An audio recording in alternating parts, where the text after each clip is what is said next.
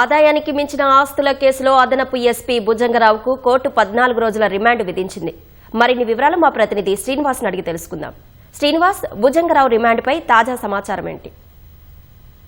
నుంచి ఆస్తుల కేసులో సస్పెన్షన్ లో ఉన్న అదనపు ఎస్పీ భుజంగరావును ఏసీబీ అధికారులు అరెస్ట్ చేశారు. నిన్న ఆయన నివాసంతో పాటు బంధువుల నివాసాల్లో మొత్తం 16 చోట్ల ఏకకాలంలో ఏసీబీ అధికారులు దాడులు చేసి సోదాలు నిర్వహించారు.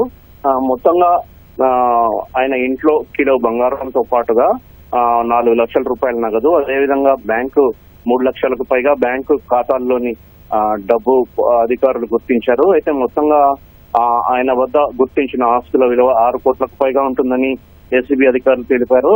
ఈ మేరకు నిన్ననే ఆయనను అదుపులోకి తీసుకున్న ఏసీబీ ఈ రోజు ఉదయం ఆయనను కోర్టులో హాజరుపరిచారు.